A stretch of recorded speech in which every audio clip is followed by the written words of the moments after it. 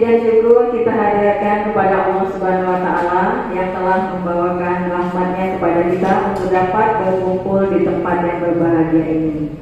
Salawat serta salam kita sajikan kehadiran Nabi besar Muhammad SAW yang telah membawa kita dari alam kebodohan ke alam yang penuh dengan ilmu pengetahuan.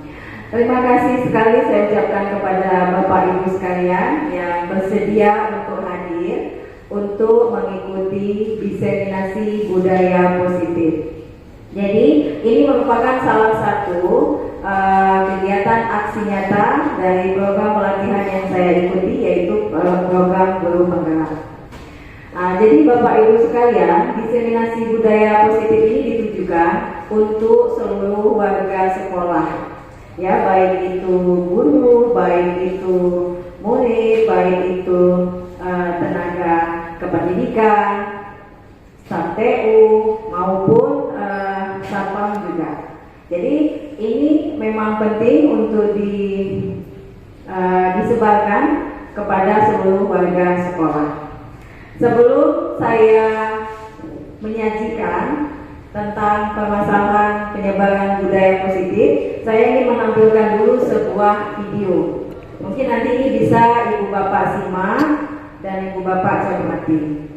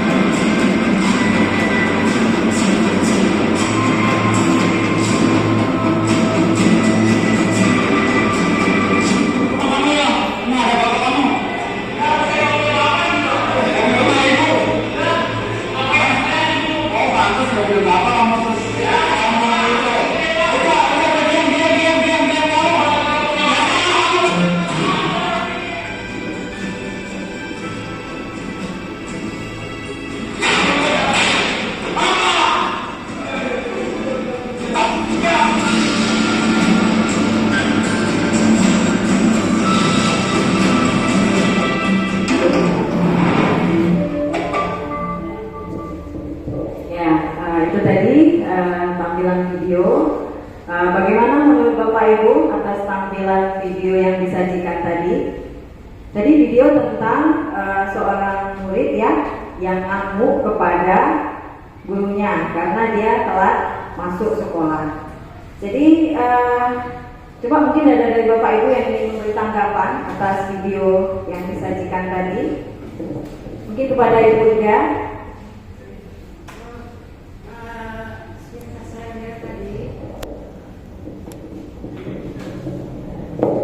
Menurut saya amati dari video tadi, Bapak guru yang ada di kelas tadi tidak menunjukkan atau menampilkan budaya yang positif terhadap anak-anak, karena dia tidak bertanya dulu mengapa anak itu datang terlambat. Ya, sebaiknya menurut saya Bapak tersebut menanya dulu dengan baik-baik apa sebab terlambat, jangan langsung marah-marah, sehingga anak tadi juga membalasnya dengan kemarahan. Jadi untuk itu pendapat saya sebaiknya kita melihara anak itu dengan kesabaran. Jadi anak-anak itu akan menyentuh kita dengan sabar juga dia menanggapi apa yang kita lakukan. Itu aja, Bu.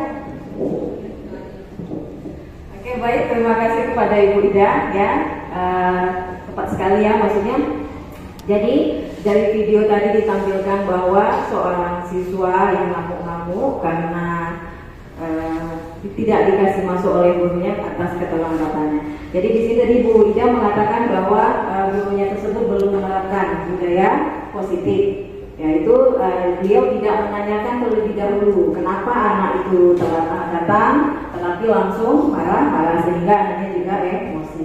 Nah, jadi dari sini berarti Bapak Ibu sudah memahami ya, tadi saya lihat sudah pernah tahu berarti tentang budaya positif. Jadi ini memang ada hubungannya sangat erat sekali dengan budaya positif. Oke, kita lanjut dulu ya Bapak Ibu.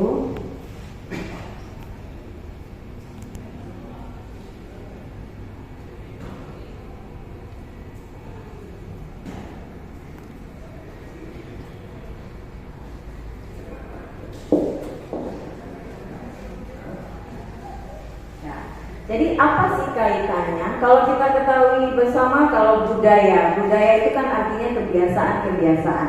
Ya, jadi sesuatu yang sudah kita lakukan. Positif adalah sesuatu hal yang baik. Jadi budaya positif adalah kebiasaan-kebiasaan yang baik sebagai perwujudan dari nilai-nilai atau keyakinan universal yang bisa diterapkan di sekolah. Jadi termasuk contoh tadi, seharusnya bisa kita terapkan budaya positif di dalam peristiwa yang tadi. Kemudian budaya positif ini sendiri tidak dapat diciptakan secara instan, Bapak Ibu ya. Jadi nggak bisa kita langsung siap langsung jadi, tidak bisa. Jadi dalam penerapan budaya positif ini diperlukan tuntunan dan teladan dari seorang guru. Jadi yang menjadi awal sebenarnya terciptanya budaya positif yaitu kitanya, warga sekolahnya itu sendiri. Kita menerapkan, terutama kita sebagai gurunya dan warga sekolah lainnya.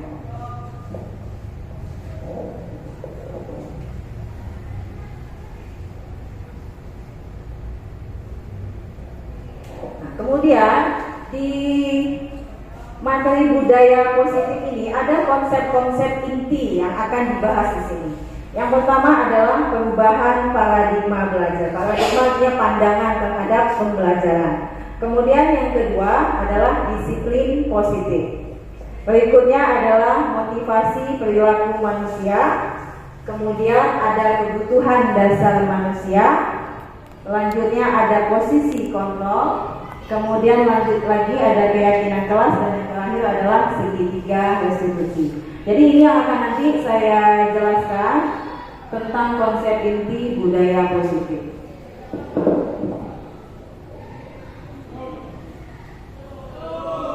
Yang pertama adalah perubahan paradigma belajar. Jadi perubahan cara pandang, perubahan cara pandang dalam pembelajaran. Jadi pembelajaran dengan paradigma yang sekarang ini merupakan pembelajaran yang dirancang berdasarkan prinsip pembelajaran berdiferensiasi, yaitu pembelajaran yang berpihak pada murid. Kemudian yang disesuaikan dengan karakteristik dan kebutuhan murid demi mewujudkan profil pelajar Pancasila. Seperti yang sudah kita ketahui bersama, yang menjadi profil pelajar Pancasila yaitu ada 6 dimensi.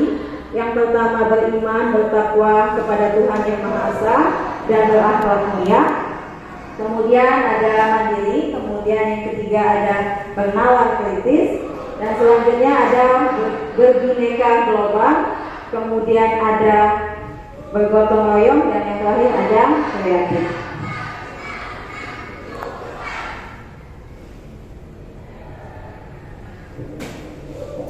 Kemudian ini Bapak Ibu sekalian, jadi perubahan paradigma belajar tadi itu mengalami miskonsepsi, ya, mengalami miskonsepsi. Yang sebelumnya kalau kita pembelajaran kan berpusat pada guru atau teacher center, jadi kalau sekarang berubah menjadi berpusat pada siswa atau student center.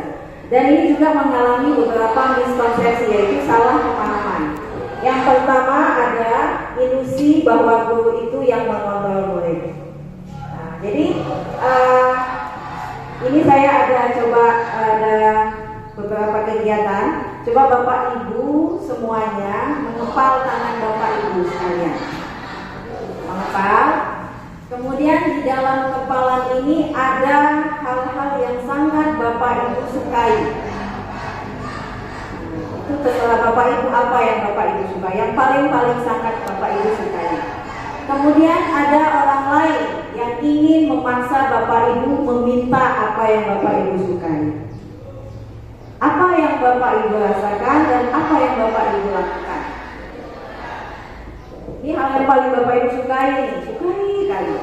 Kemudian ada yang maksa diminta. Apa yang Bapak Ibu lakukan? Coba mungkin Pak Edi. Setelah saya kepal tangan, tadi saya berpikir yang saya sukai adalah gotong royong di kelas, rame-rame, tapi ada siswa yang pura-pura gotong royong, ada yang nggak mau gotong royong, itu yang saya butuhkan. Nah, terus kelas itu udah kita bentuk bagus-bagus, diminta sama seorang guru masuk ke kelas untuk belajar lagi, padahal itu jamnya pas untuk gotong royong. Mungkin itu, makasih. Terus apa yang Bapak rasakan atau apa yang akan Bapak lakukan? Apakah Bapak memberikan kelas tersebut atau apa bagaimana? Ya, yang saya pikirkan karena situasi masih gotong royong saat itu dan ada guru yang mau mengambil muridnya untuk belajar kembali, saya mengasih solusi untuk minta dikasih waktu 20 menit lagi untuk mengelarkan semuanya. Demikian. Baik, terima kasih Pak Edi. Oke, ini Bu Dayani. Baik, terima kasih Bu Santi atas kesempatan yang diberikan. Kalau tadi saya mengepalkan tangan dan Bu Santi bilang tadi di dalam tangan itu ada sesuatu hal yang sangat berharga tentunya ya. Kalau ditanya apakah jika ada orang lain yang meminta, kemudian apakah saya akan memberikannya? Mungkin ada beberapa pertimbangan pada diri saya. Jika hal itu menurut pertimbangan saya, pasti saya akan tanya dulu, mengapa dia meminta itu? Meminta dari saya untuk saya menyerahkan sesuatu yang bagi saya sangat berharga. Mungkin jika dia memang lebih membutuhkan hal itu dibandingkan dengan saya, jika alasan yang diberikan tepat, mungkin saya akan memberikan itu. Tapi kalau seandainya yang dia, maksudnya alasan yang dia berikan itu masih menurut saya, masih saya pun yang lebih membutuhkan, mungkin saya akan tetap mempertahankan itu. Jadi kesimpulannya, apakah saya akan membuka kepala tangan saya dan memberikannya, ya tergantung kepada kebutuhan orang yang meminta itu. Kalau saya mungkin lebih ke arah situ. Terima kasih. Terima kasih kepada Ibu Daryani dan Pak Edi. Ya, jadi jika kita diminta sesuatu barang kita yang sangat-sangat berharga, otomatis kita tidak langsung memberikan. Ya, jadi pasti kita akan menanyakan dulu alasannya apa dan untuk apa. Dan kalau ada pun sebagian orang yang juga setelah diberikan alasan tidak akan memberikannya, juga ada yang ingin mempertahankan. Jadi itu maksudnya apa? Itu artinya apa? Itu artinya bahwa Bapak Ibu sekalianlah yang memegang peran penting terhadap apa yang Bapak Ibu punya. Walaupun dipaksa sedemikian rupa, terkadang kita tidak akan memberikan. Walaupun nanti dipaksa berkali-kali baru kita memberikan, tetapi tetap kita yang memegang kendali. Tetap kita yang memegang kontrol. Jadi makanya ini sering terjadi miskonsepsi. Jadi disebutkan bahwa di situ ilusi Bapak Guru yang mengontrol murid. Sebenarnya tidak. Jadi yang pastinya yang tetap muridnya sendiri yang akan mengontrol dirinya. Karena apa? Walaupun kadang-kadang kita paksa dia suruh tugas berkali-kali, tetapi ada juga yang tetap tidak mau mengumpulkan tugas.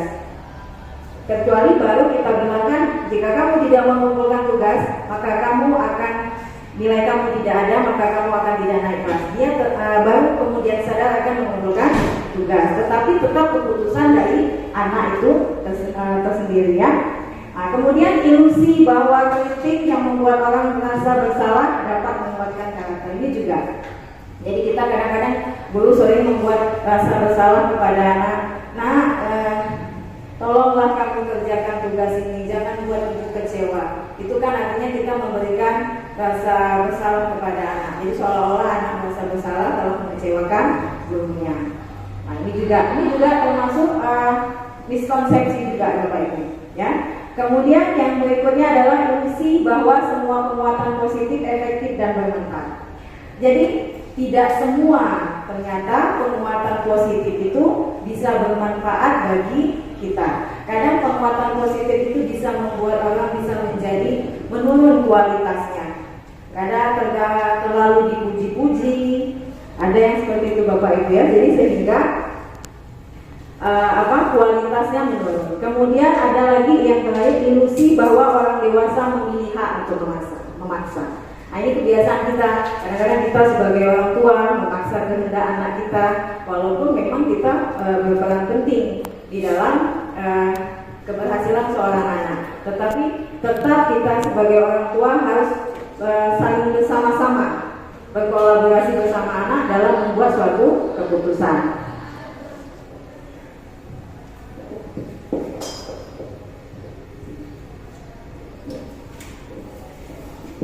Ini dia Bapak Ibu sekalian, inilah hasil perubahan paradigma pembelajaran yang biasanya dulu kita sebut stimulus respon, kemudian beralih menjadi ke teori kontrol. Jadi di sini ada stimulus respon tentang dunia.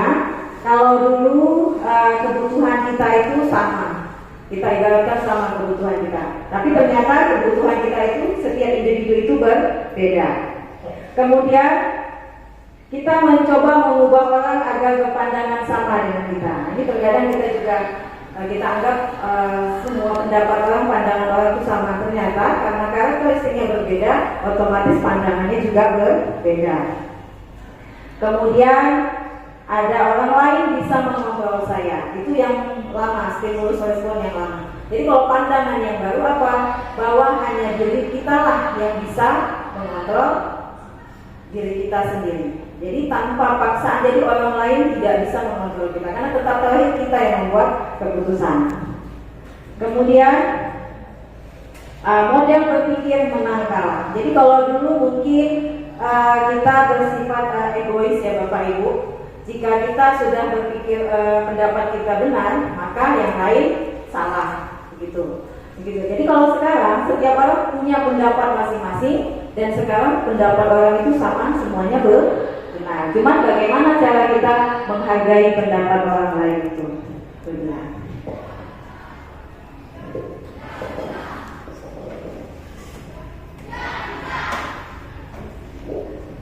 Kemudian Bapak Ibu, penerapan budaya positif ini bisa kita lakukan dengan satu cara, namanya disiplin positif.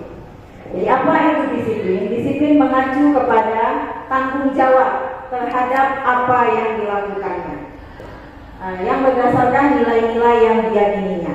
Kemudian salah satu penerapan disiplin bertujuan menumbuhkan kesadaran. Jadi tujuan diterapkannya disiplin adalah menumbuhkan kesadaran dirinya sendiri tanpa paksaan, tanpa imbalan dan tanpa penghargaan, hukuman atau ancaman.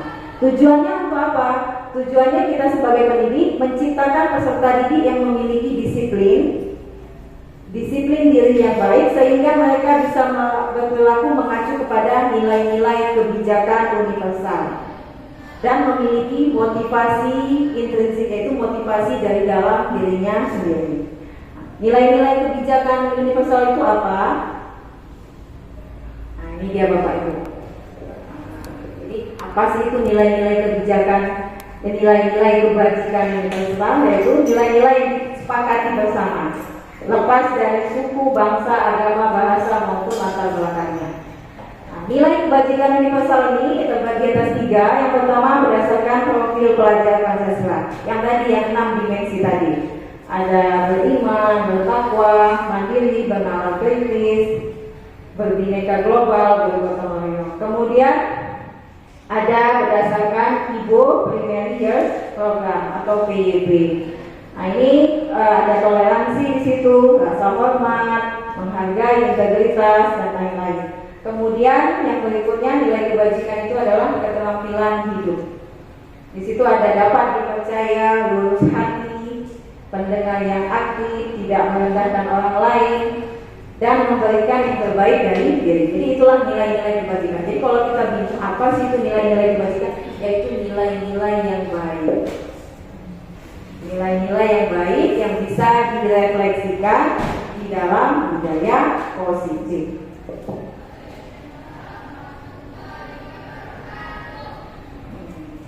Nah, kemudian Bapak Ibu kita lanjutkan lagi. Jadi ketika anak-anak atau manusia biasanya melakukan disiplin positif, melakukan penerapan disiplin positif, itu berdasarkan 3 motivasi. Jadi ada 3 motivasi perilaku. Yang pertama dilakukannya adalah untuk menghindari ketidaknyamanan atau hukuman.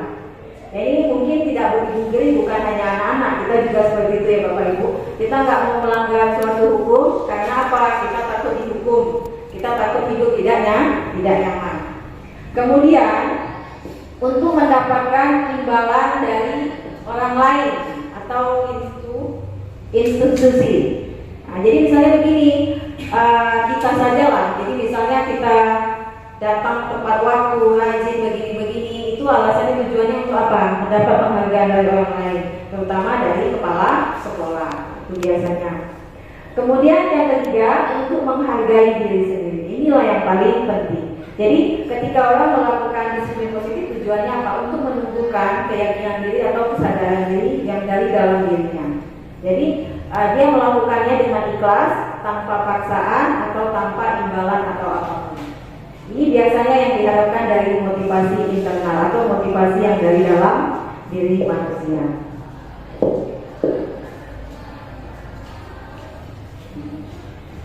Kemudian Bapak Ibu sekalian, ketika manusia melakukan disiplin positif atau melakukan penerapan disiplin positif, jika melakukan hal yang baik, maka dia akan mendapatkan penghargaan atau apresiasi.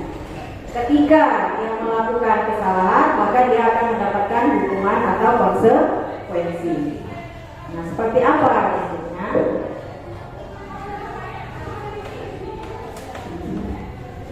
Jadi tadi seperti yang saya katakan tadi, jadi misalnya kita datang tepat waktu ke sekolah atau rajin dalam mengajar. Tujuan kita adalah supaya mendapatkan penghargaan dari kepala sekolah.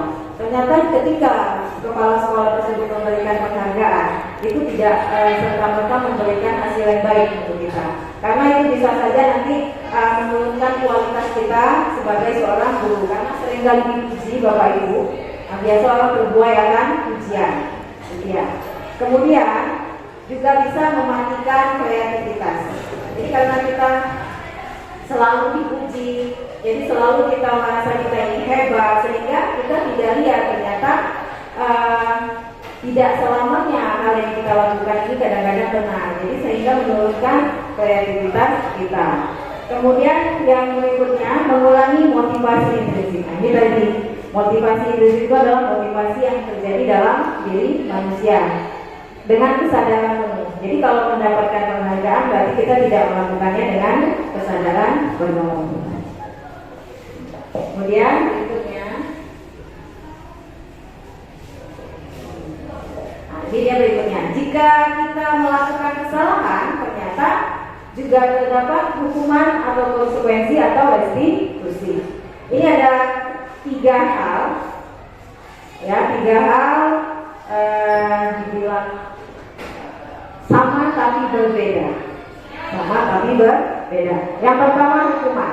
Coba mungkin Bapak Ibu di sini ada yang pernah mungkin memberikan hukuman kepada siswanya ketika siswanya misalnya tidak mengerjakan tugas. Mungkin ada Bapak Ibu sekalian. Coba Bu Arda, mungkin ada. Apa yang dilakukan? Menurut Anda, jika anak tidak mengerjakan tugas, kita bukan memberi hukuman atau memarahi. Kita tanya dulu, kenapa tidak mengerjakan tugas. Kita harus tahu dulu apa penyebab dia tidak mengerjakan tugas. Jangan langsung kita marahi anak tersebut. Mungkin dia tidak mengerjakan tugas karena ada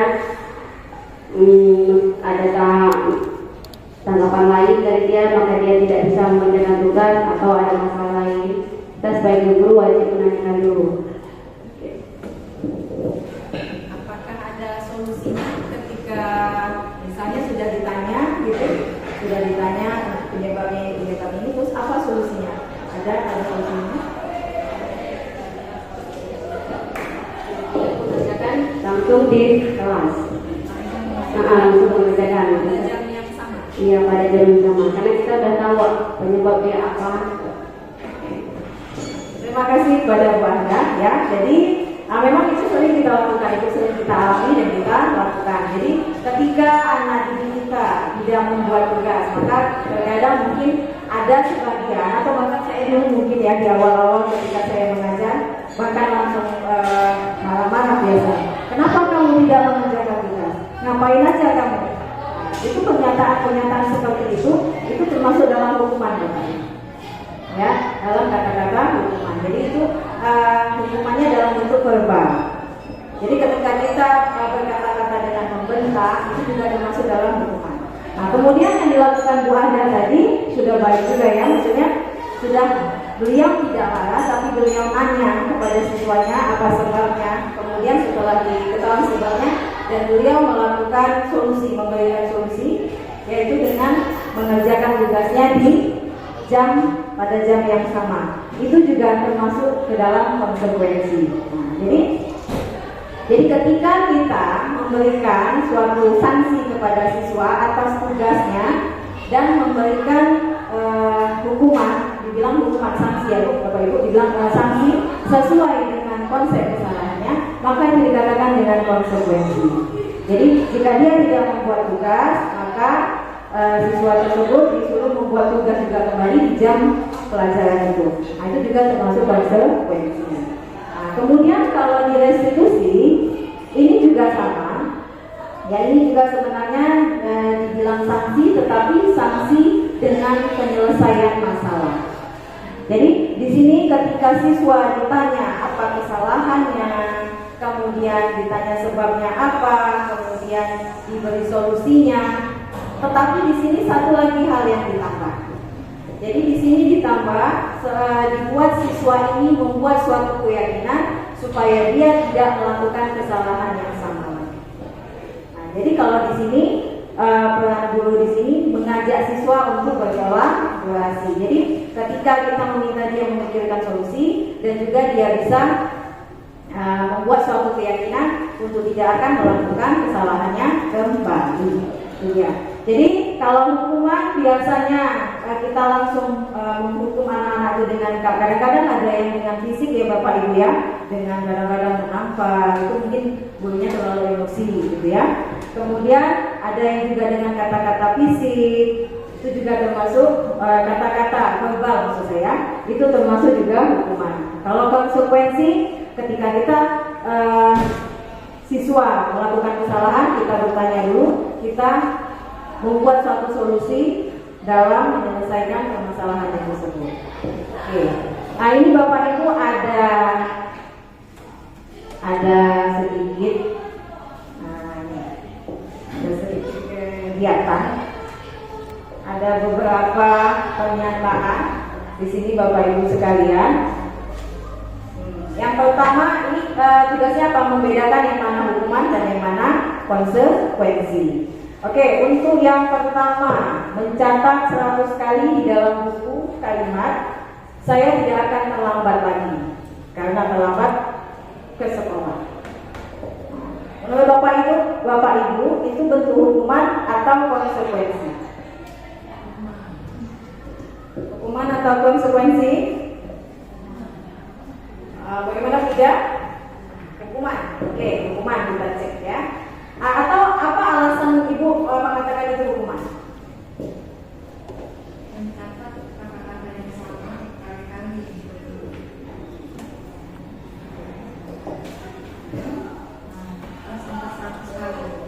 Jadi kenapa bisa dikatakan itu hukuman? Karena kata-kata yang sama itu kenapa mesti ditulis sampai 100 kali? Kenapa nggak menulis kalimat yang lain dengan kata-kata yang lain yang lebih bermakna? Gitu ya. Jadi menurut Bu Ida itu hukuman karena alasannya terlambat, tapi nggak mengapa menulis 100 kalimat. Kenapa nggak menulis kalimat yang lain yang lebih bermakna? Atau ada Bapak Ibu pendapat yang lain? Kenapa itu dikatakan? Atau ada yang lain? Kalau Bu Ida konsekuensi. Hukuman. Atau Ibu Alfi bagaimana, hukuman atau konsekuensi?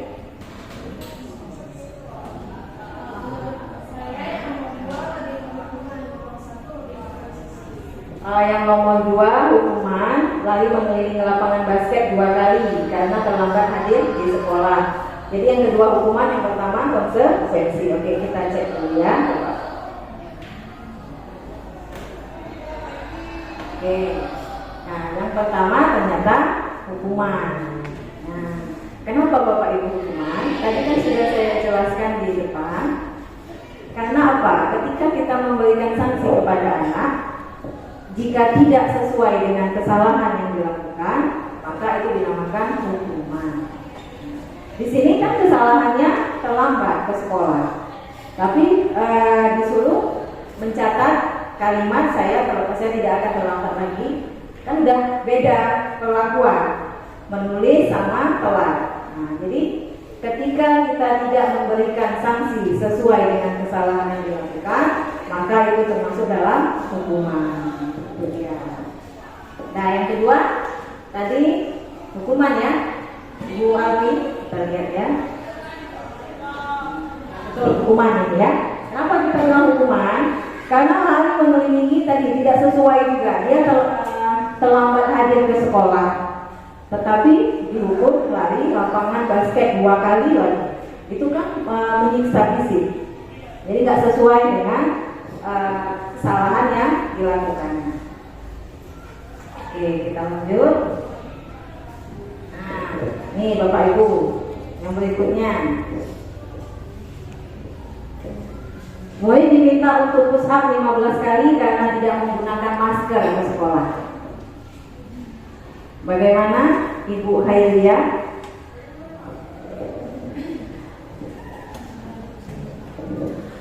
Kalau menurut Ibu apa? Hukuman, kenapa?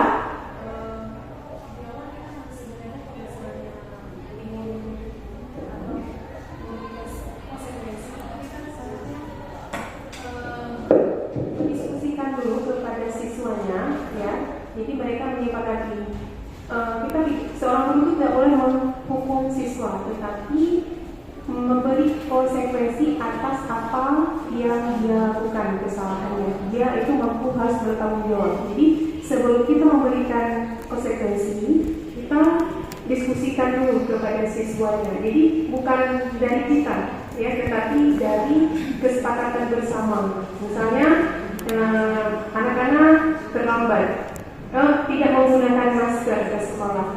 Jadi bukan keputusan kita, tetapi keputusan bersama. Kalau misalnya tadi seperti Bu Santi sampaikan tidak sesuai, berarti itu bukan konsekuensi, tetapi hukuman.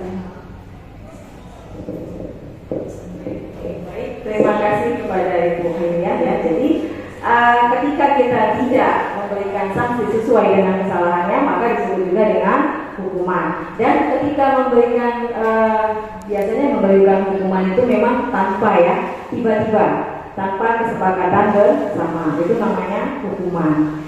Oke, Bapak Ibu kita lihat ya. Ya, hukuman ya. Kemudian yang berikutnya, mengganti kertas tugas teman yang telah dicoret-coret. Apa itu Bapak Ibu? Nah, konsekuensi, kita lihat ya. Nah, konsekuensi, kenapa konsekuensi? Jadi dia sudah dilakukan sesuai dengan kesalahan yang dilakukan. Nah, dia mencoret kertas kawannya, jadi dia mengganti kertasnya. Oke. Kemudian yang berikutnya, membersihkan tumpahan air di meja tulis karena tersenggol pada saat belajar. Jadi ketika kita menyenggol air minum teman dan tumpah, maka terpaksa harus kita membersihkannya. Itu sesuai ya, berarti itu konsekuensi. Oke, kita lanjut. Ini ada 2 lagi. Kalau ini bagaimana Bapak Ibu? Murid disuruh untuk tidak mengenakan sepatu seharian di sekolah karena tidak menggunakan sepatu hitam. Jadi ketika murid datang ke sekolah, dia ternyata pakai sepatu putih, tetapi di depan dijegat dan dia tidak boleh pakai sepatu selama di sekolah. Nah, itu bagaimana Bapak Ibu? Itu apakah hukuman atau konsekuensi? Hukuman ya. Kenapa? Dari ini? Walaupun tadi perusahaan kita dibilang bahwa itu mungkin ada keterkaitan antara pakai sepatu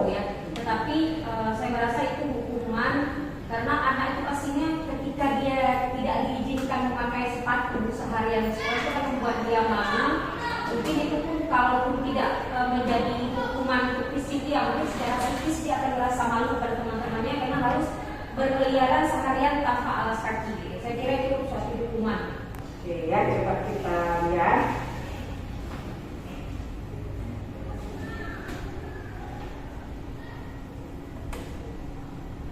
Nah, oke, hukumannya tepat sekali apa yang dikatakan Bu Yani. Jadi walaupun ini sebenarnya kesalahannya sesuai ya, tetapi ini ada di sini ada sanksi psikis di sini, yaitu memberikan siswa itu untuk malu.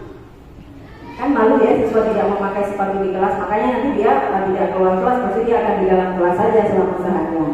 Nah, jadi ketika kita menyiksa secara nggak langsung, menyiksa fisik maupun psikis, itu juga termasuk dalam bentuk hukuman. Kemudian yang terakhir, lari mengelilingi lapangan basket 2 kali karena terlambat 10 menit pelajaran itu. Bapak Ibu, konsekuensi. Ya, karena ini juga sesuai. Beda dengan yang tadi. Maaf ya.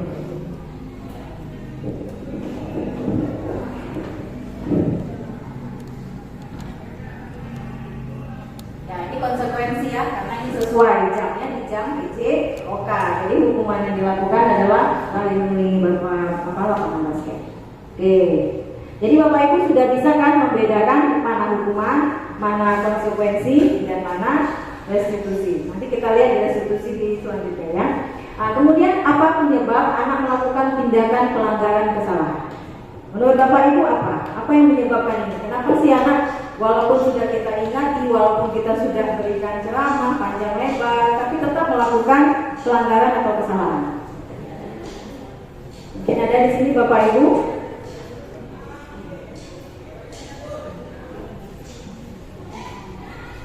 Oke, mungkin ada? Kalau menurut Bu Ida bagaimana?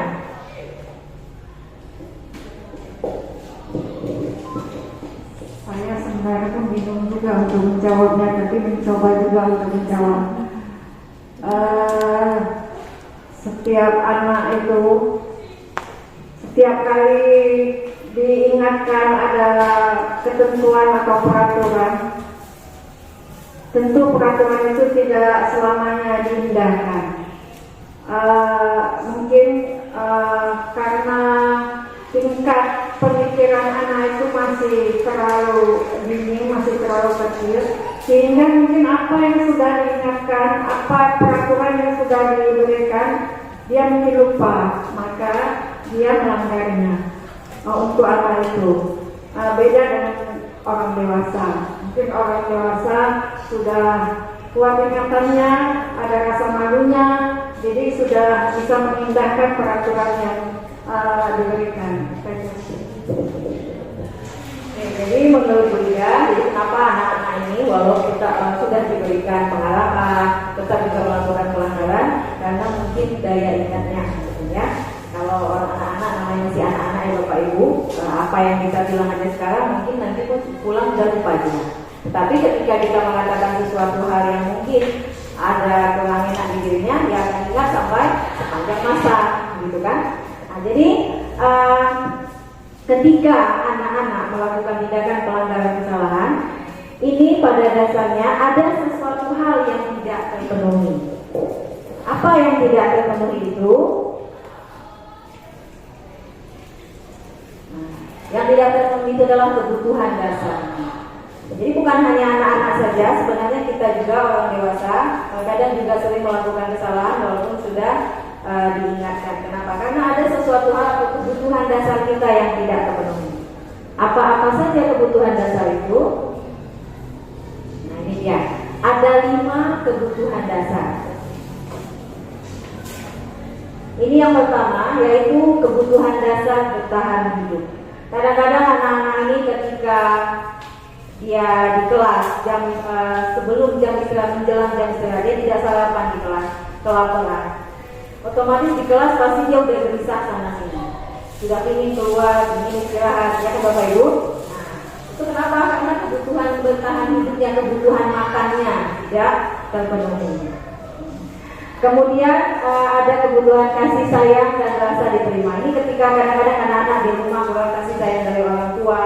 Makanya dia di sekolah ada untuk yang dilakukan untuk mencari perhatian. Ada yang melakukan tindakan yang baik, ada juga melakukan tindakan yang tidak baik. Kemudian penguasaan. Nah ini dia kadang-kadang anak-anak ini merasa hebat. Makanya kadang-kadang dia sering melakukan pembulian kepada teman-temannya karena dia merasa hebat. Kemudian kesenangan. Nah ini kadang-kadang anak-anak itu di kelas suka menjahili kawannya, iseng-iseng aja, tapi nanti efeknya jadi tidak baik. Karena apa? Karena menurut mereka itu merupakan suatu hal yang menyenangkan, walaupun ujung-ujungnya nanti bisa jadi suatu permasalahan. Kemudian kebebasan. Ini terkadang anak-anak ketika di dalam pembelajaran kita kepinginnya suasananya tenang, sunyi. Tetapi karena dia merasa kalau tenang sunyi, merasa dia terikat, maka kadang-kadang dia sudah timbul pemberontakan karena dia tadi tidak merasa bebas. Nah, jadi kalau kebutuhan 5 dasar ini tidak terpenuhi, otomatis setiap individu pasti akan melakukan pelanggaran. Jadi bukan hanya anak-anak saja, tetapi kita juga orang dewasa.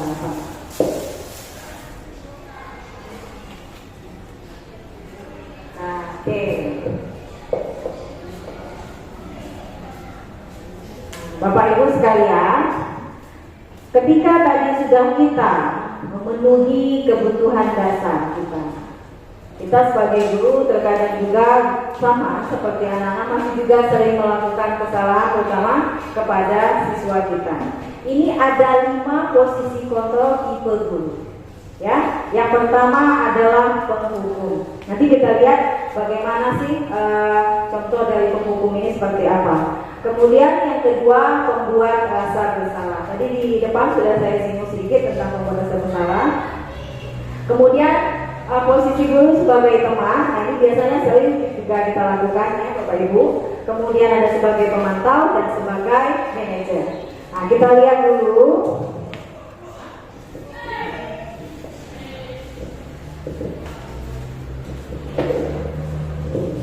Sepertinya kita lihat dulu ya, ada tidak video.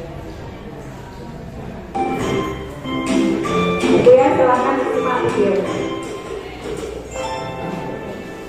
Boleh Bapak Ibu sambil diminum, sambil dimakan tehnya, disantai saja kita. Halo, Bapak Ibu guru calon guru penggerak. Video ini akan menampilkan 5 adegan interaksi guru dan murid. Silakan menonton dan merefleksikannya.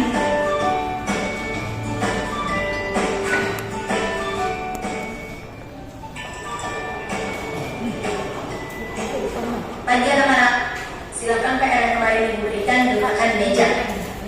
Anton, kamu sudah mengerjakan belum? Belum mengerjakan saya dulu. Kamu selalu ya mengerjain PR. Sekarang kamu duduk di depan, lalu tulis. Saya berjanji tidak akan mengulangi lagi.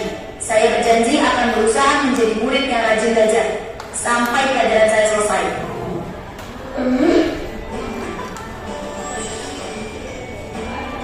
Pagi anak-anak, hari ini ada tugas ya.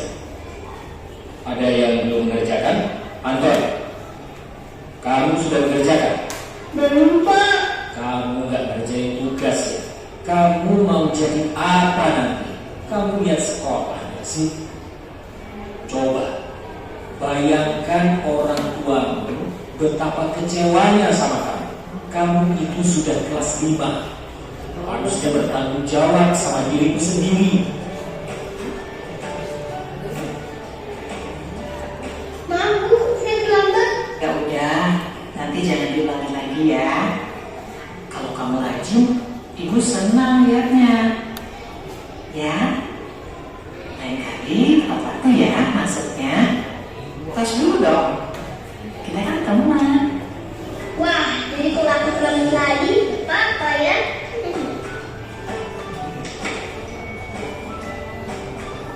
Kamu kan gak pakai baju olahraga. Bapak catat kamu sudah 3 kali loh gak ikut olahraga bulan ini. Iya Pak, udah 3 kali berarti saya dapat Kita.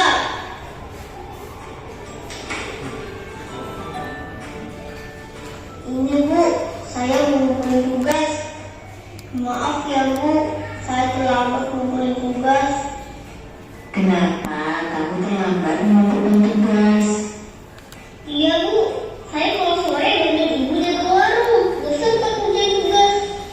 Kira-kira nih, apa yang bisa kamu perbaiki supaya kamu bisa mengerjakan tugas tepat waktu? Coba, kapan biasanya kamu membantu ibu jualan? Setiap orderan sampai di malam-malam Bu. Bagaimana kalau kamu membuat jadwal? Kapan kamu akan mengerjakan tugas? Oh gitu ya Bu, saya coba deh Bu. Terima kasih Bu.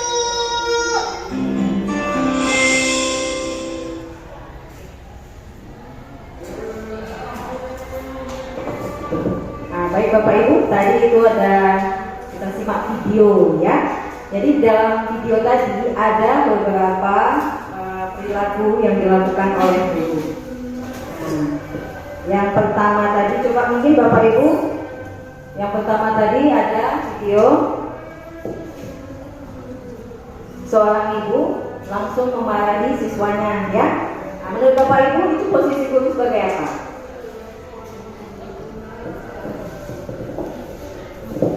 Baik, terima kasih untuk kesempatannya. Boleh saya uraikan dari yang pertama sampai yang terakhir, boleh ya nanti ya. Nanti mungkin teman-teman yang lain bisa menambahkan.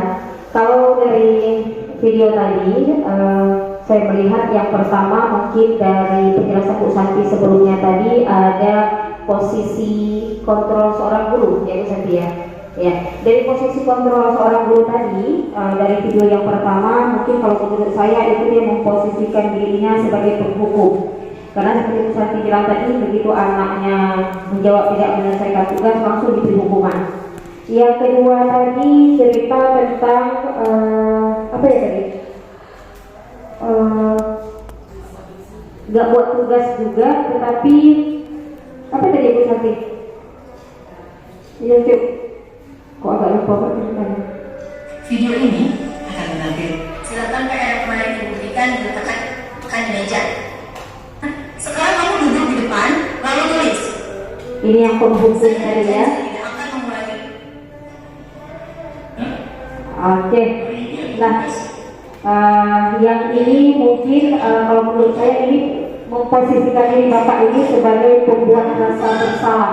Karena ada kata-katanya bagaimana Kamu nggak kerjain tugas. Nah, Kamu mau beli apa nanti ke depannya gitu ya. Mungkin kalau kita sering menambahkannya dengan kata-kata orang tua kamu, bagaimana sih perasaan orang tua kamu gitu ya, itu kan membuat rasa bersalah, mungkin anak-anak itu jadi sedih gitu. Kemudian yang selanjutnya ketika ibu ini yuk tos yuk gitu ya. Jadi ini mungkin memposisikan diri sebagai teman. Kemudian yang terakhir yang guru olahraga tadi, mungkin dia memposisikan dirinya itu sebagai pemantau. Kemudian yang ini sebagai pemantau. Jadi dia melakukan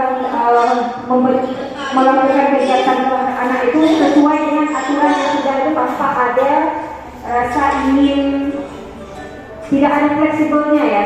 Jadi dia apa yang sudah disepakati bersama di awal, dia tetap gitu saja tanpa ada perubahan itu, tanpa ada anak itu sakitkah, anak itu sedang ada musibahkah, dia tidak peduli itu. Penting kesepakatan awal kita apa, tidak bawa baju olahraga 3 kali berarti kena hukuman. Nah itu dia memposisikan diri sebagai pemantau. Dan kalau yang terakhir ini ibu ini memposisikan diri dalam menerapkan apa tadi yang terakhir, manajer ya, sebagai manajer. Nah, jadi dia memposisikan diri dia sebagai manajer karena dia menanyakan dulu sebabnya apa, kemudian dia terakhirnya itu dia meminta anak itu untuk memikirkan atau menemukan solusi untuk penyelesaian masalah dia. Kemudian ada pertanyaan di awal tadi, mungkin saya sebagai seorang guru selama ini memposisikan diri sebagai apa gitu ya. Dari video yang ditampilkan ini, saya merasa bahwa saya di sini ada 2 tuh yang sering saya lakukan. lakukan mungkin sebagai pembuat rasa bersalah dan pemantau. Jadi setiap ada anak melakukan kesalahan, saya lihat nih kalau anak ini mungkin agak keras sedikit anaknya, atau misalnya anaknya itu agak pendiam atau bagaimana, mungkin saya lebih ke pembuat rasa bersalah. Kalau dia agak melawan, ya, walaupun mungkin saya nggak tahu betul atau salah, tapi biasa seperti itu. Apa kamu nggak sayang sama orang tua kamu? Masa depan kamu bagaimana? Seringnya seperti itu. Yang kedua sebagai pemantau, kenapa? Aturan sekolah apa sih yang udah ada, ikuti aturan itu. Jadi selama ini saya sering memposisikan diri sebagai pembuat rasa bersalah dan pemantau. Itu saya terima kasih. Oke, terima kasih kepada Ibu Dayani, paparan yang sangat jelas sekali ya.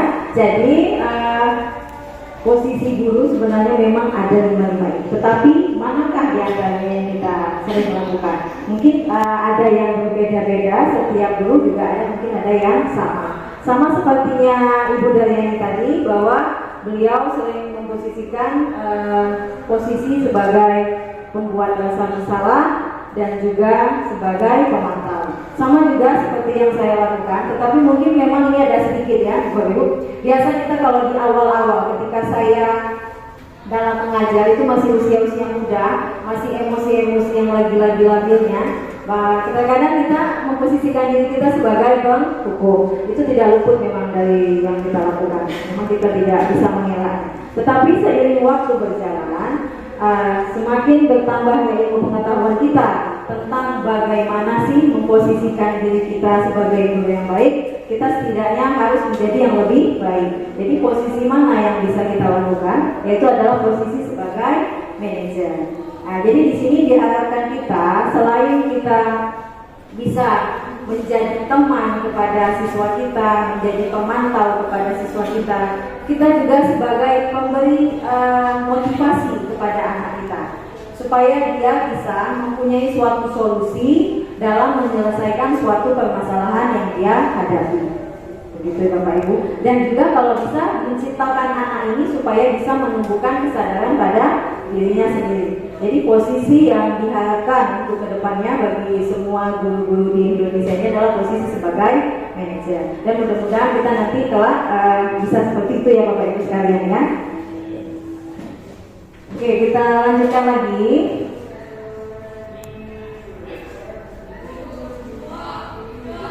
Nah, ini juga sekedar ini mengenai pemahaman kita tentang 5 posisi kontrol guru tadi. Coba yang pertama ini Bapak Ibu sekalian, ada kata-kata saya kecewa sekali dengan kamu. Menurut Bapak Ibu ini apa? Posisi guru yang mana?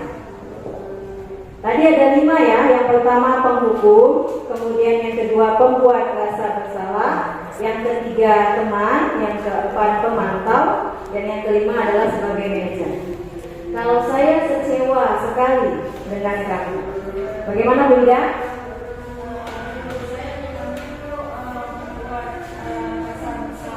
Ada apa alasannya? Karena ada kata kecewa di sini. Ada kata-kata kecewa ya?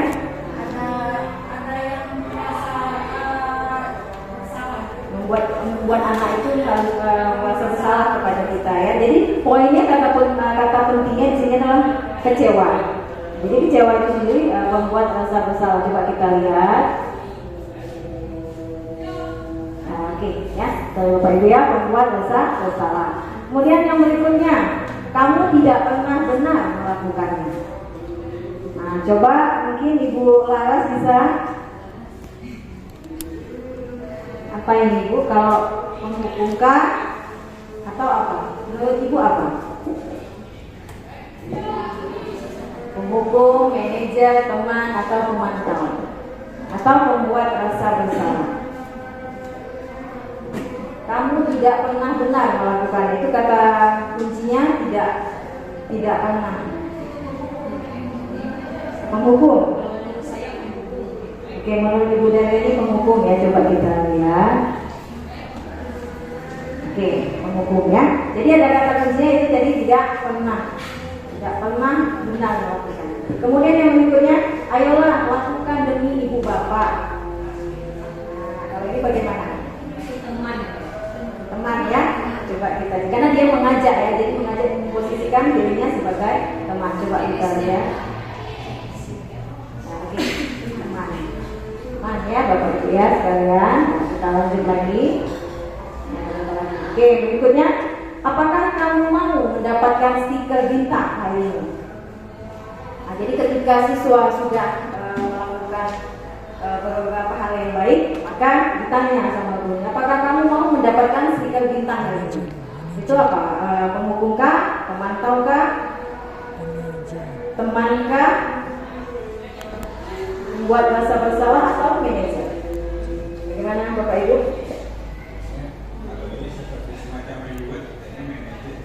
Reward ya. Kalau saya Penghukum. berarti kalau saya ini manajer. Saya penghukum. Penghukum, ada yang lain? Kita lihat ya.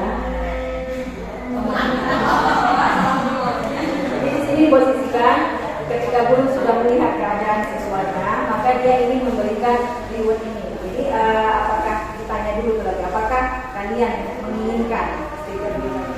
Ini sudah dilihat satu. Sedikit lagi. Kemudian ini bagaimana kamu bisa menyelesaikan masalah ini? Ini baru manajer. Ini manajer. Oke, kita lihat ya. Oke, yang lain kamu selalu yang paling terakhir. Ini hukum ya. Oke. Nah, tadi di sini kita lihat bahwa Bapak Ibu sudah banyak paham ya. Jadi kita bisa memposisikan diri kita nanti bagaimana ke depannya sebagai seorang guru. Bapak Ibu ini lagi ajar ya. Kita berhenti sebentar ya.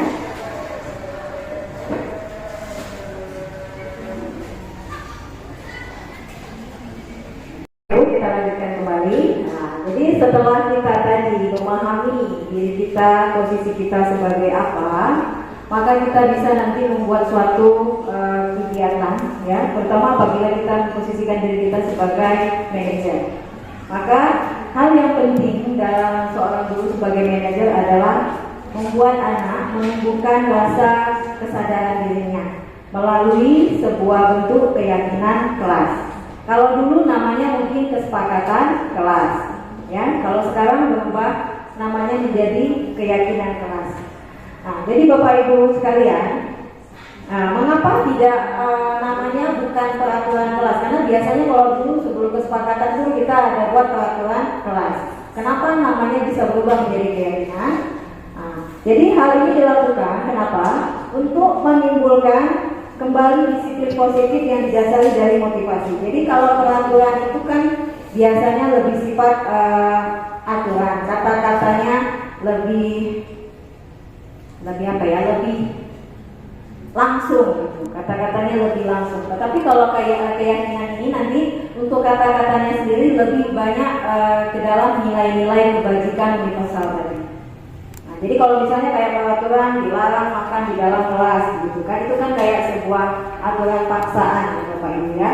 Jadi di situ tidak akan menimbulkan rasa motivasi dari diri anak sendiri tentang disiplin positif, malah nanti jadinya lebih ke paksaan.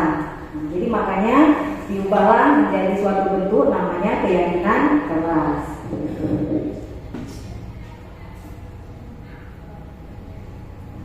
Jadi keyakinan kelas ini nanti memang awalnya tetap berasal dari peraturan kelas. Peraturan kelas yang kita berikan kepada anak-anak. Misalnya anak-anak, menurut kalian hal-hal apa saja sih yang tidak boleh dilakukan di dalam kelas? Nah, itu yang sudah saya lakukan. Barusan aja dari pagi saya lakukan di kelas. Jadi anak-anak saya suruh untuk menyebutkan salah satu poin tentang hal-hal yang tidak boleh dilakukan di kelas. Kemudian hal-hal tersebut nanti masuk ke dalam peraturan kelas, kemudian akan dijadikan sebuah kesepakatan kelas. Nah, dari kesepakatan kelas itulah nanti akan muncul suatu keyakinan kelas yang lebih mengandung kepada nilai-nilai kebajikan universal.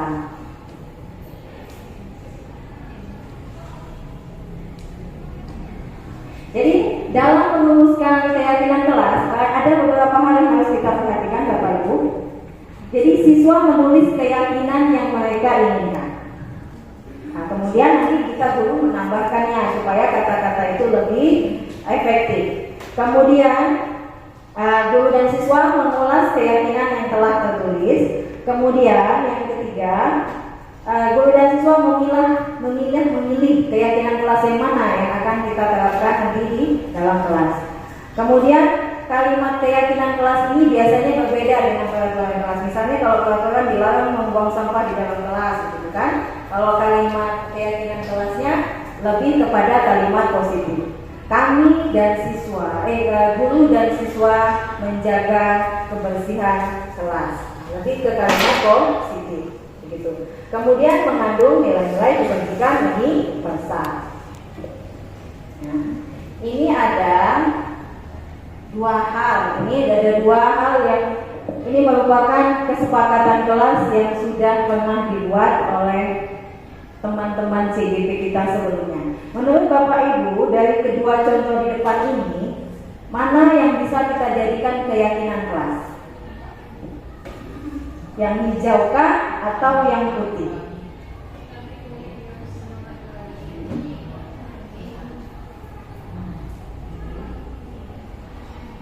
Kalau yang hijau kan kesepakatan kelas. Kalau dulu namanya kesepakatan kelas ya Bapak Ibu ya. Kalau sekarang berubah keyakinan kelas. Nah, kalau yang hijau kata-katanya datang tepat waktu, mengucapkan salam, kemudian menjaga kebersihan sekolah, kemudian berdoa sebelum dan sesudah kegiatan, kemudian dilanjutkan lagi aktif dalam pembelajaran dan terakhir berhenti.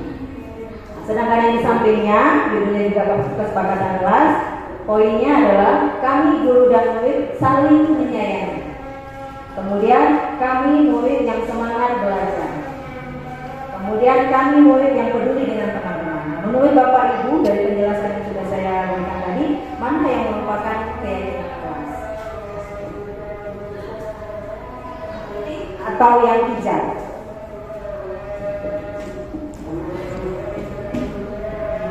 Coba Ibu Devi.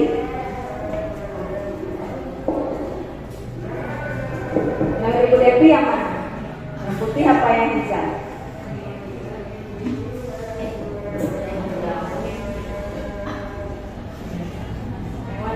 Yang putih apa yang hijau? Yang hijau, oke. Alasannya? Ada mungkin alasannya kenapa milih yang hijau?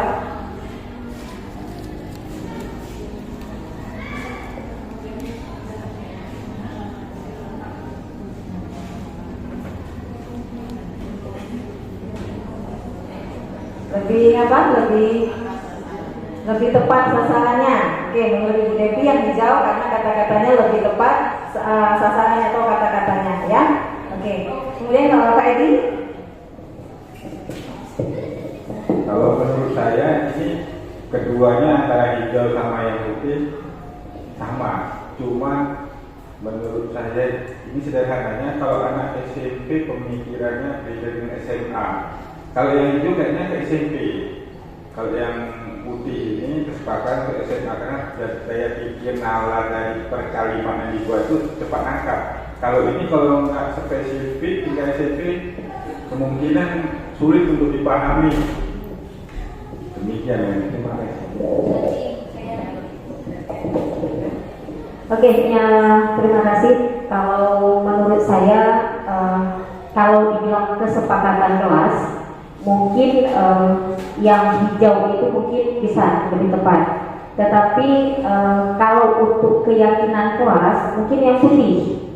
Karena kalau kesepakatan itu bisa jadi kesepakatan, ini menurut saya itu ya, kesepakatan itu dari sebelah pihak saja.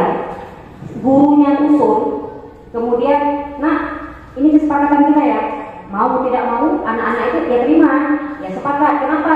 Yang memang bagus sih, datang tepat waktu kan memang sesuatu permintaan dari guru yang bagus dan itu dari sebelah pihak, dari pihak gurunya saja.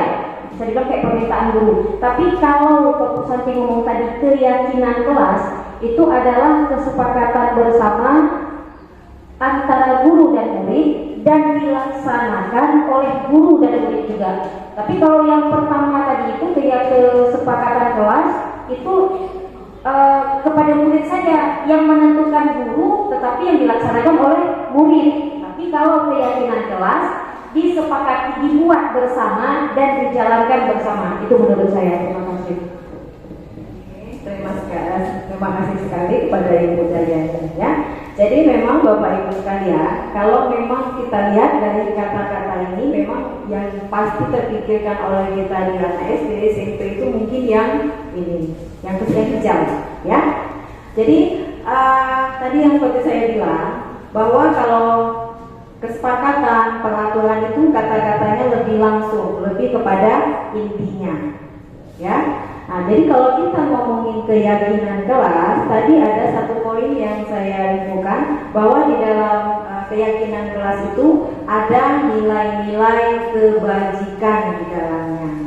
Nah, jadi kalau yang kita lihat seperti yang di hijau, apa ada nilai-nilai kebajikannya, Bapak Ibu?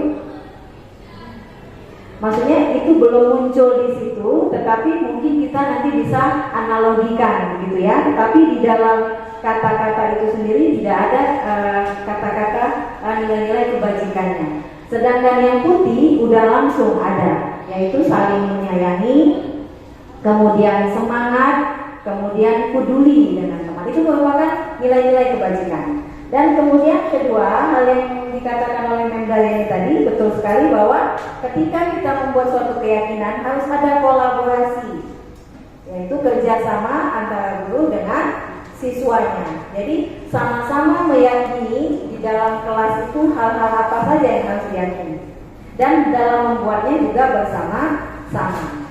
Itu dia. Jadi yang lebih tepat kalau dari hal ini, yang lebih keyakinan adalah yang putih.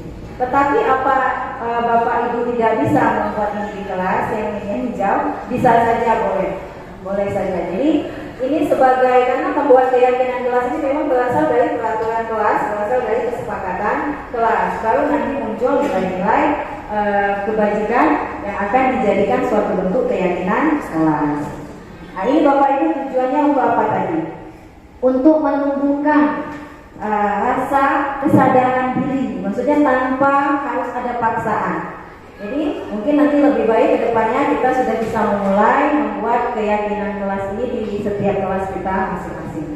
Baik ini nanti untuk guru makro boleh juga membuat sendiri, kemudian nanti untuk wali kelas juga bisa membuat keyakinan kelas ini.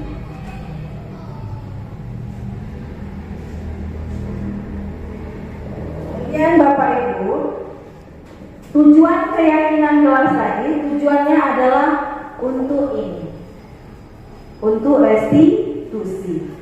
Jadi tadi ada posisi guru sebagai manajer ya Bapak Ibu ya sekalian. Jadi posisi manajer itu guru bersama siswa berkolaborasi, saling menumbuhkan kesadaran dan bertanggung jawab, dan supaya siswa dapat menyelesaikan permasalahannya. Bagaimana menyelesaikan permasalahan ini?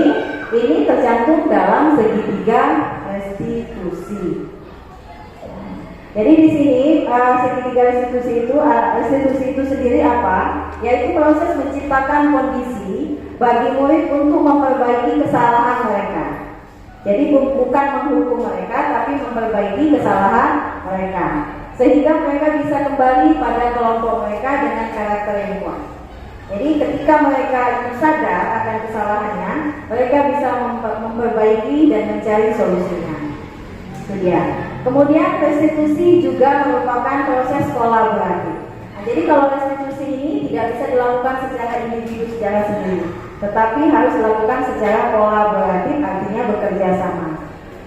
Yang mengajarkan murid untuk mencari solusi untuk menyelesaikan masalah mereka dan membantu murid berpikir tentang orang seperti apa yang mereka inginkan dan bagaimana mereka harus memperlakukan orang lain. Jadi ketika dia sadar akan dirinya, dia mau seperti apa, dia bisa menghargai orang lain. Ini tujuan dari segitiga restitusi.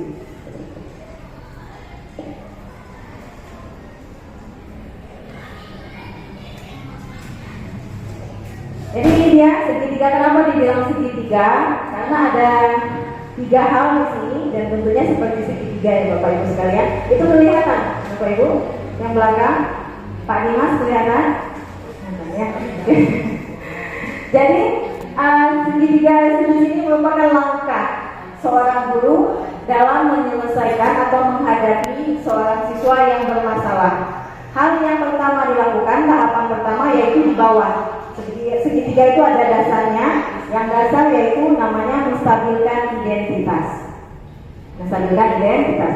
Di sini nanti, misalnya ada seorang siswa yang melakukan kesalahan, maka di tahapan menstabilkan identitas ini nanti guru ini bertanya kepada siswa tentang apa saja kesalahannya, kemudian menurut mereka apa yang mereka lakukan itu salah atau benar. Itu menstabilkan identitas. Kemudian yang kedua, validasi tindakan yang salah. Nah ini tadi, jadi ketika kita memvalidasi, kita menanyakan kepada siswa tadi, apakah menurut kalian yang kalian lakukan itu salah atau tidak? Nah di sini, jadi setelah kita menanyakan beberapa permasalahannya, kemudian kita memvalidasi, menanyakan apakah yang mereka lakukan itu salah atau benar. Itu dia. Kemudian langkah yang ketiga, menanyakan keyakinan. Nah ini tadi. Jika makanya untuk menyelesaikan suatu restitusi ini, tahapan ini, maka kita harus buat dulu keyakinan kelas Bapak Ibu. Jadi kalau kita sudah buat keyakinan kelas, maka kita bisa melakukan tahap yang ketiga ini. Jadi ketika kita sudah bertanya dan kita sudah mengidentifikasi, kemudian kita bertanya kepada siswa, apakah yang mereka lakukan itu melanggar keyakinan kelas yang sudah kita buat. Itu dia. Kemudian bagaimana caranya supaya siswa itu membuat solusi atas permasalahan yang dia lakukan. Itu. Jadi ketika kita menghadapi seorang siswa yang bermasalah, kita tidak boleh lagi langsung marah-marah. Tidak boleh langsung menghukum. Maka yang harus kita lakukan adalah dengan menggunakan segitiga restitusi. Mungkin Bapak Ibu sekalian, kita sudah melakukan kegiatan restitusi ini, tetapi mungkin bukan yang sudah sampai tahap tiga-tiganya ya. Mungkin yang sudah kita lakukan adalah menstabilkan identitas dan memvalidasi tindakan yang salah. Karena kalau keyakinan sendiri mungkin paling hanya sebatas menanyakan solusi apa, tapi tidak menghubungkan dengan keyakinan yang sudah dibuat di dalam kelas. Oke, Bapak Ibu ini sekalian, ini ada video sedikit. Kebetulan ini tugas kami di demonstrasi kontekstual membuat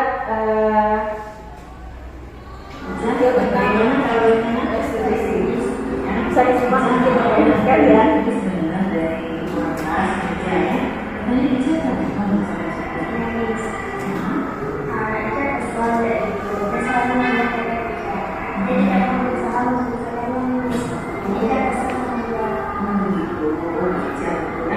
Kalau ini juga kesel juga sih kalau pengen teman yang sebelumnya. Terus apa yang bisa lakukan sama si Mama? Kita marah terus kita terukan dan masih cukup. Jadi ada tak bisa melakukan kecil? Ada cuma ini terus kita beda apa yang bisa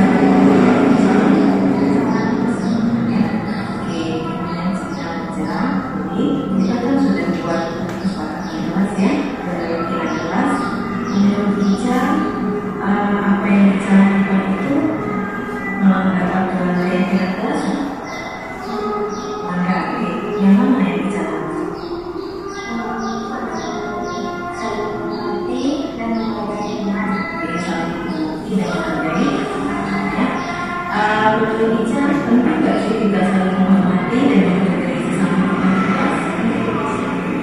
Kalau memang penting, apa yang bisa dilakukan untuk memperbaiki? Sabar. Kita harus bersabar, oke?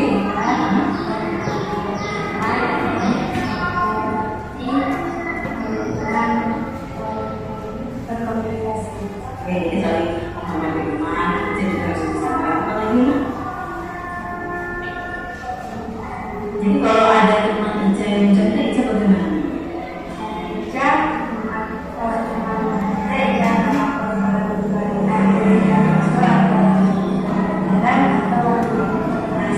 Nanti kalau Ica ada yang Ica harus lapor ya, tapi nggak perlu lagi ya. Terus sekali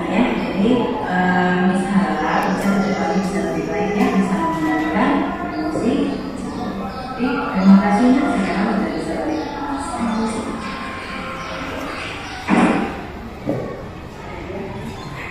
Itu dari Bapak Ibu ya. Jadi kami ketika program guru penggerak ini memang disuruh membuat sebagai bentuk aplikasi penerapan dari segitiga institusi itu seperti apa. Di sini sebenarnya saya tampilkan soalnya saya tulis di situ di bawah yang mana menstabilkan identitas, yang mana memvalidasi tindakan yang salah, yang mana yang menanyakan keyakinan. Nah ini videonya yang belum saya edit duluan, cuma saya menampilkannya yang sudah diedit. Jadi Bapak Ibu sekalian, jadi seperti inilah contohnya ya. Mungkin kalau ditanya kebenarannya bagaimana, tapi yang kami pahami tentang segitiga institusi seperti ini. Jadi ketika ada siswa yang bermasalah, kita harus mengajak dia untuk berkonsultasi sebenarnya, Bapak Ibu. Dan ada pertanyaan, bagaimana jika kejadiannya langsung di situ? Apakah kita melakukan segitiga institusi ini langsung di tempat kejadian? Banyak ya Bapak Ibu ya sekalian ya, kita kadang-kadang langsung pas ketika kita lagi mengajar ada di situ kejadian, dan kadang-kadang kan kita nggak mungkin kita tinggalkan tinggalkan kelas anak yang lain khusus untuk dia. Jadi untuk menyelesaikan segitiga institusi ini, jadi bisa kita lakukan ketika kita waktu istirahat. Jadi nggak mesti langsung ketika kejadian.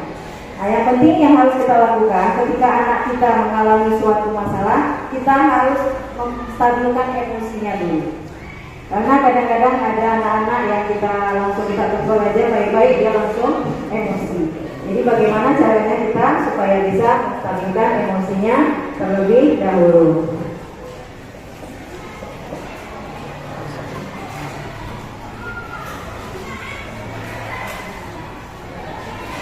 Baik Bapak Ibu, jadi itulah tadi penyebaran saya tentang budaya positif.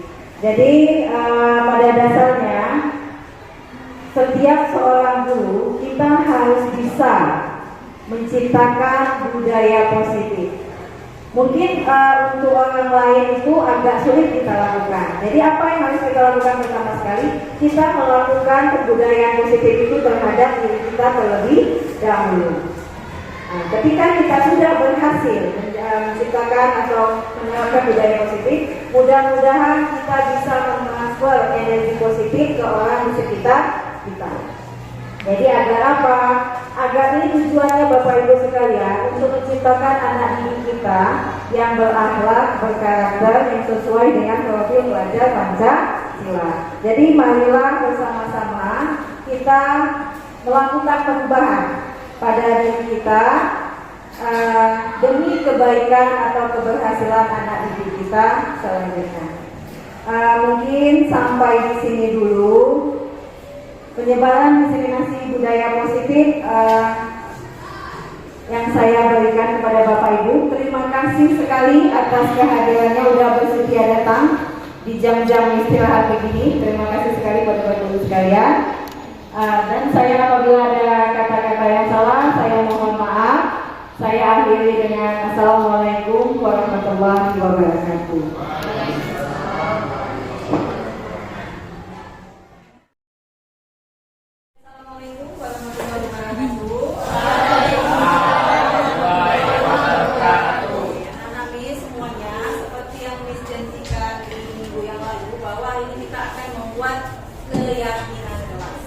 Keyakinan kelas itu apa? Keyakinan adalah kesepakatan kelas bersama yang ada nilai-nilai kebajikannya, nilai-nilai kebaikan. Jadi ini kita sepakati bersama. Jadi artinya apa? Kalau disepakati bersama berarti harus dihargai bersama dan dipertanggungjawabkan bersama. Oke, ini sudah bagikan kan sama kalian kertas note ya. Kemudian nanti kalian buat di situ. Waktu di SD kan kalian pernah diajarkan bagaimana aturan-aturan yang ada di dalam kelas itu seperti apa saja yang boleh dilakukan di dalam kelas dan yang tidak boleh dilakukan di dalam kelas. Nah, jadi sekarang kalian tuliskan di dalam kertas note tersebut satu saja aturan yang tidak baik selama pembelajaran dan juga di dalam sekolah, di lingkungan sekolah. Oke, Miss kasih waktu 5 menit untuk menulisnya di kertas note yang sudah Miss bagikan. Oke, silakan ditulis ya.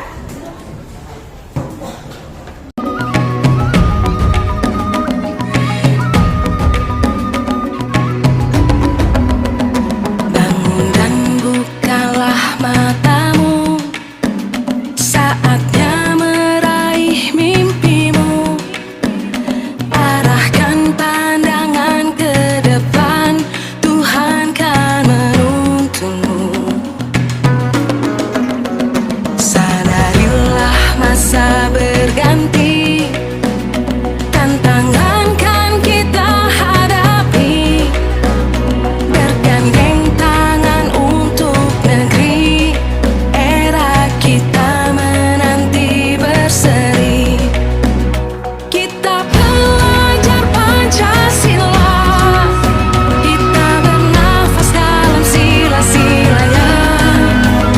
Kita belajar Pancasila, ayo kita jaga untuk Indonesia. Bersatu dalam perbedaan, berpegang tangan dan berlari. Singkirkan egomu, oh kawan, demi negeri. Aturan kelas ya. Jadi dari aturan kelas ini udah Miss simpulkan di sini ada 82 hal-hal yang tidak boleh dilakukan. Ini akan menjadi kesepakatan ke kelas. Yang pertama, tidak boleh mencoret dinding kelas. Kemudian yang kedua, tidak boleh mengobrol ketika jam pelajaran.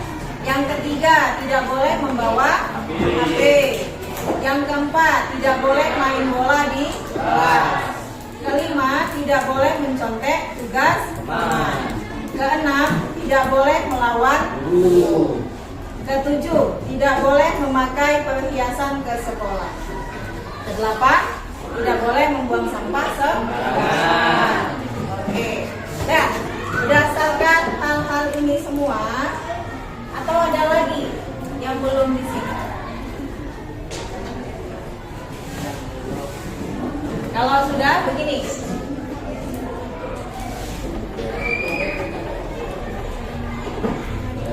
Nah, oke nak. Untuk yang pertama, tidak boleh mencoret dinding. Itu nilai kebajikan apa yang kita lakukan? Kalau mencoret dinding biasanya apa? Nilai kebajikan apa yang kita lakukan?